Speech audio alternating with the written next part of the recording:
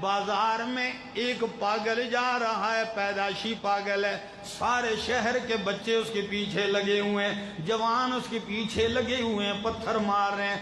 اس نے بھی ہاتھوں میں پتھر اٹھائے ہیں، لوگوں کو مارتا جا رہا ہے، بچوں جوانوں کو مارتا جا رہا ہے، گالیاں اور واہیات بکتا جا رہا ہے، جو منہ میں آتا ہے کہتا ہے۔ اور آپ کو پتہ ہے محلے کی کسی گلی میں پاگل آ جائے تو پورے محلے کے بچے اس کے پیچھے لگ جاتے ہیں، اگر وہ تھوڑا پاگل ہو تو اس کو پورا پاگل کر دیتے ہیں۔ تو یہ حالت بنی ہوئی ہے۔ عبداللہ ابن مسعود رضی اللہ تعالیٰ عنہ نے دیکھا، جو ہی دیکھا پاگل کے پیچھے لوگ دوڑے جا رہے ہیں، فوراً عبداللہ ابن مسعود پہنچتے ہیں، پاگل کو پکڑا بازو سے اور اس کے کان میں کچھ پڑا۔ جو ہی اس کے کان میں کچھ پڑا، پاگل ٹھیک ٹھاک ہو گیا،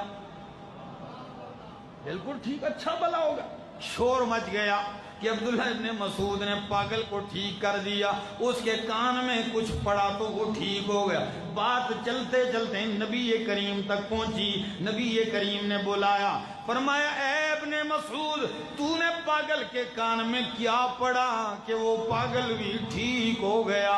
عبداللہ ابن مسعود رضی اللہ تعالیٰ عنہ کہنے لگے یا رسول اللہ، میں نے اس کے کانوں میں یہ آیتیں پڑھی، 18واں پارہ سورۃ المومنون کی آخری آیتیں، افحسبتم انما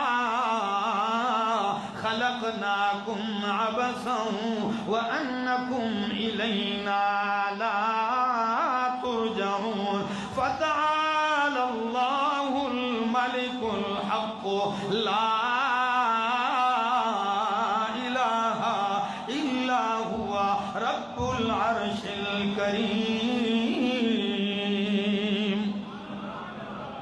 اگر آپ کا خرچہ نہیں ہوتا پیٹرول کا تو کہہ دیجئے سبحان اللہ۔ تو فرمایا یہ آیت میں نے پڑھی، اچھا بھلا ہو گیا۔ نبی کریم نے فرمایا ابن مسعود سن لیجئے، لو ان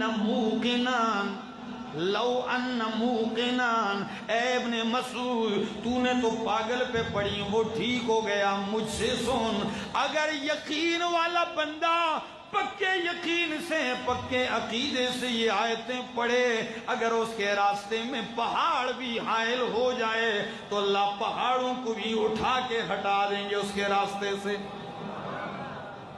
اللہ اس کی